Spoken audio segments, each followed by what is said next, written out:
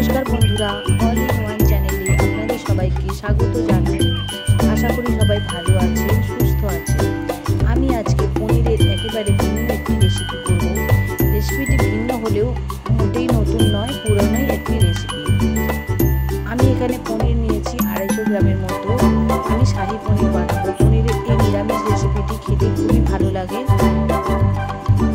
पनिरटाके आमी प्रथमे केटे निয়েছি, তারপর টুকরো টুকরো করে পিস করে নিয়েছি।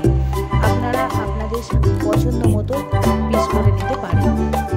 কাঁচা লঙ্কা নিয়ে নিয়েছি আমি 5টা, কাজু নিয়েছি 10টা থেকে 12টার মতো। এবারে একটা বাটিতে জল দিয়ে কাজুগুলো তাতে ভিজিয়ে দিয়েছি।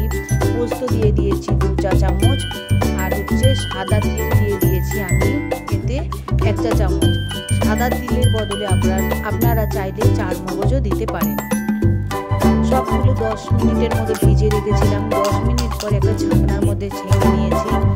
এবার আমি এটা শিলের মধ্যে বেটে নেব। আপনারা চাইলে মিক্সচার গ্রাইন্ডারের মধ্যেও বেটে নিতে পারেন। বেটে নিয়ে তাতে কাঁচা লঙ্কা দিয়ে আমি এটা বেটে নেব। খুব সুন্দরভাবে মিহি করে বেটে নেব। যেহেতু বাদাম আছে এটাকে ভালোভাবেই বাটতে হবে। দেখুন বাটাটা ভালো করেই হয়ে গেছে। পোস্ত, বাদাম, কাঁচা লঙ্কা খুব ভালোভাবে বাটা হয়ে গেছে। ও সাদা তিলও ছিল।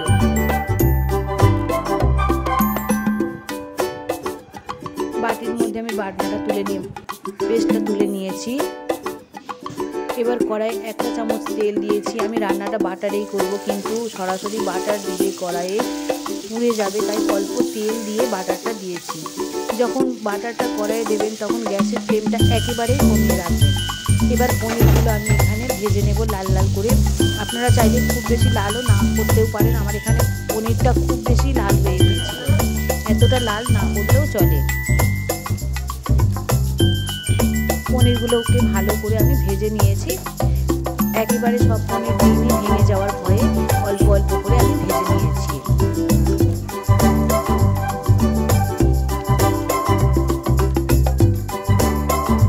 পরে আরও বেশ খানিকটা পনির ছিল, সেটাকেও আমি পরের বারে দিয়ে ভেজে নেব।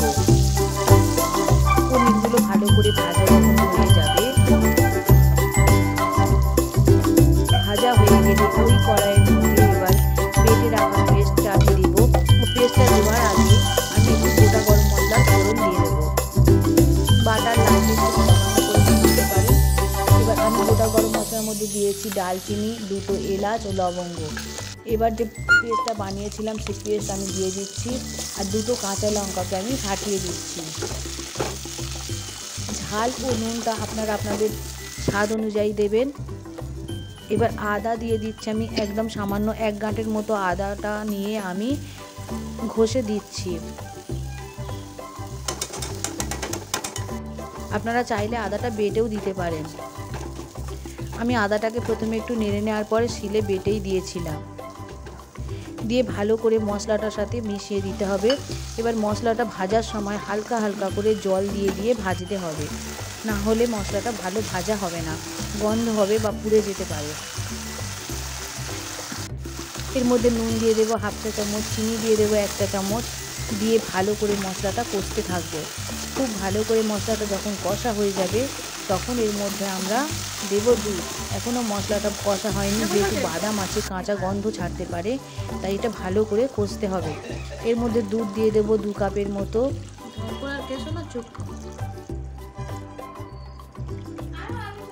আমি আমুল দুধ দিয়েছি, আপনারা চাইলে যে কোনো দুধ দিতে পারেন, বা লিকুইড দুধ না দিয়ে গুঁড়ো দুধও দিতে পারেন।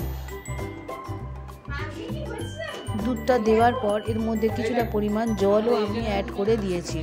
খুব ভালোভাবে যখন ফুটে উঠতে শুরু করবে ঠিক সেই সময়ে পনিরগুলো দিতে হবে। দেখুন খুব ভালোভাবে ফুটছে, একেবারে টকবক করে ফুটছে, ঠিক সেই সময় আমি সমস্ত পনিরগুলোর মধ্যে ছেড়ে দিয়েছি।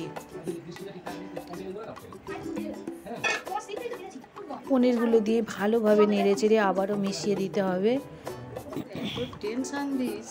এবারে উপর থেকে একটা গোটা কাঁচা লঙ্কা দিয়ে দেব, দিয়ে আমি ঢেকে দেব।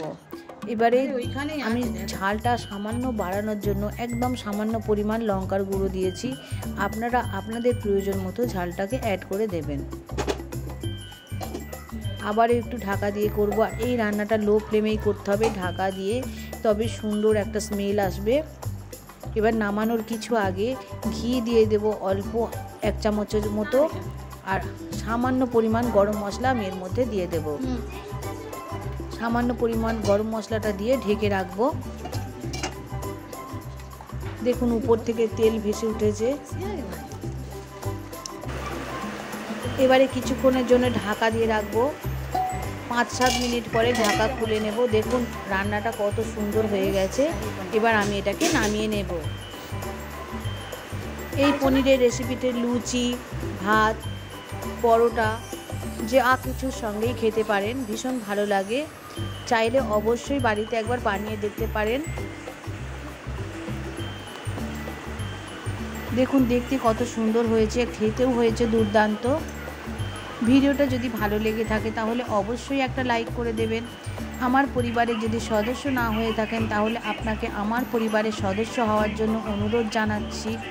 আর যারা আমার পরিবারের সদস্য হয়ে আমার পাশে আছেন তাদের সবাইকে অনেক অনেক অনেক ধন্যবাদ ও ভালোবাসা জানাচ্ছি। সবাই ভালো থাকবেন।